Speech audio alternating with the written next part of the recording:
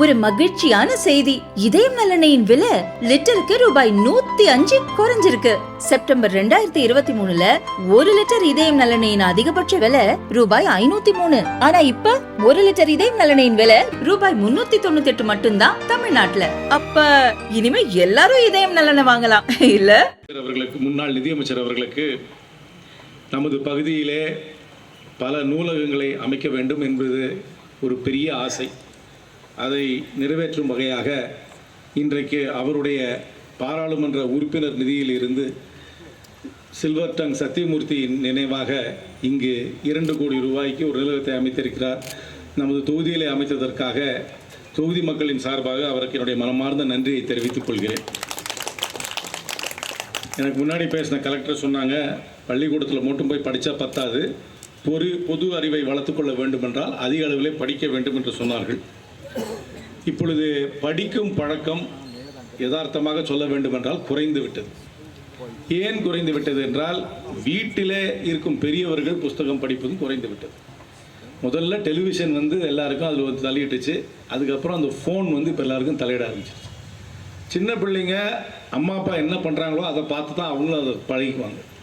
முதல்ல தொலைக்காட்சியை பார்க்கும்பொழுது அவர்களும் சேர்ந்து அந்த தொலைக்காட்சியை பார்க்க ஆரம்பித்தார்கள்.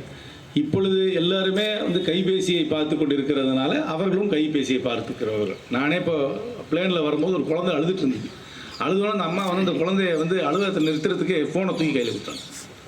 இந்த டிஜிட்டல் இன்டர்ஃபியரன்ஸ்னால புஸ்தகம் படிக்கிற பழக்கம் நிறையா குறைஞ்சிருச்சு. நீங்கள் இப்போ புக் ஃபேர் கூட நடத்துகிறாங்க.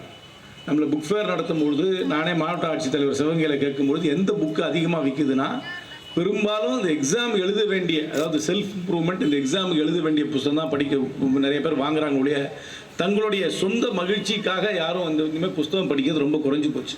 ஒரு ப்ரெஷரில் தான் புக்கு படிக்கிறோம்.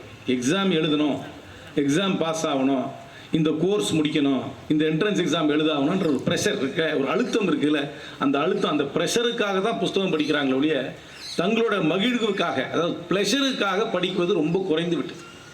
அதனால நான் வேடிக்கையாக சொல்லுவேன், எங்களுடைய கட்சி சார்பாக யாராவது சீட்டு கேட்கும்பொழுது கேட்டுருவேன், கடைசியாக எந்த புத்தகம் படிச்சிங்க அதை தொகுத்து கொடுங்க, அப்போ தான் உங்களுக்கு ஒரு சீட்டு கொடுப்பேன்னு சொன்னால் 3/4 பேர் கட்சியில் சீட்டே கொடுக்காம போயிடும். இதுதான் உண்மை. இது மட்டும் இல்லை, பகுத்தறிவு சொன்ன திராவிட பாரம்பரியத்தில் வந்த கட்சியில் கூட இப்போ குறைஞ்சி போடுச்சு. இப்போ எல்லா பழக்கம் முதலமைச்சர் சொன்னதுனால எல்லாரும் புஸ்தகம் தான் கொடுக்குறாங்க நிகழ்ச்சி. இப்போ நான் ஒரு பழக்கம் வச்சுருக்கேன், யாராவது எனக்கு புஸ்தகம் கொடுத்தாங்கன்னா முதல் கேள்வி அவங்களை கேட்குறது, நீங்கள் இந்த புஸ்தகத்தை படிச்சிருக்கீங்களான்னு கேட்குறது. நீங்கள் படித்த புஸ்தகத்தை எனக்கு தயவுசெய்து நீங்கள் அது அன்பளிப்பாக தர வேண்டும் என்று நான் கேட்டுக்கொள்கிறேன். இந்த நூலகம் வெற்றியடைய வேண்டும் என்றால் ஏதோ தேர்வு எழுதும் மாணவர்கள் மட்டும் போனால் பத்தாது. பெற்றோர்கள் தங்களுடைய சிறு பிள்ளைகளை இந்த நூலகத்துக்கு கொண்டு வர வேண்டும்.